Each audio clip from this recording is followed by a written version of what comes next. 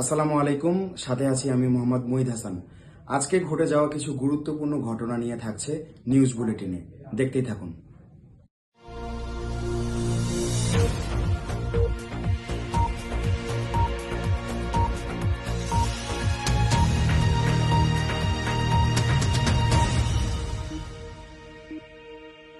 ময়মনসিংহের অন্যতম ঐতিহাসিক স্থাপনা শশী লজ। 1800 শতকের শেষ দিকে মহারাজা শশীকান্ত আচার্য নির্মাণ করেন শশী লজ। তার নামেই এর নামকরণ। শশী লজ একসময় জমিদারি কার্যক্রমের কেন্দ্র ছিল। এর নির্মাণশৈলী প্রাচীর ইউরোপীয়, রেনেসাঁ এবং মুঘল স্থাপত্যের সম্মিলন।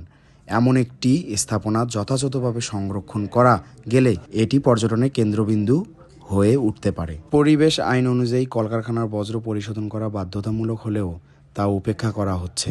পাইপলাইন থেকে গড়িয়ে পড়া এসব পানি সরাসরি কারখানা থেকে আসছে।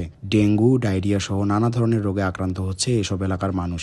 কালো হয়ে যাওয়া এসব পানি থেকেও ছড়াচ্ছে ভয়াবহ দুর্গন্ধ। খাল বেয়ে এসব পানি ক্রমশ মিশে যাচ্ছে নদীমাতৃক এই দেশের সকল নদীতে।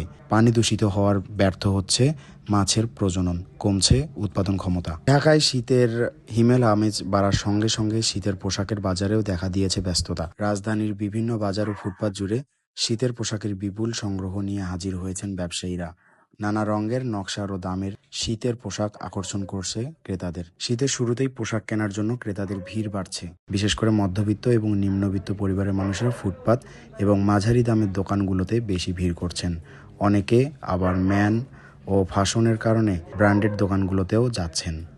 সাভারের আমিনবাজার এলাকায় ময়লা আবর্জনা জমা করার কারণে স্বাস্থ্য ঝুঁকি মারাত্মক আকার ধারণ করেছে।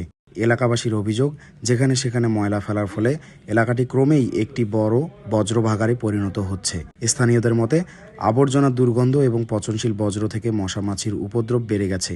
এর ফলে ডায়রিয়া, টাইফয়েড, ডেঙ্গু এবং চর্মরোগ সহ বিভিন্ন রোগবালাই ছড়িয়ে পড়ছে। সরকারি কবি নজরুল কলেজ এবং সরকারি সিটি কলেজের মধ্যকার মারামারিতে আহতের সংখ্যা শতাধিক। দুই কলেজের শিক্ষার্থীরা একে অপরকে ধাওয়া পাল্টা ধাওয়া করতে থাকে। কর্তৃপক্ষ পরিস্থিতি সামলাতে না পেরে পুলিশের শরণাপন্ন হয়, কিন্তু পুলিশও এই দুই কলেজের হতাহতি এবং মারামারি দমন করতে পারে না।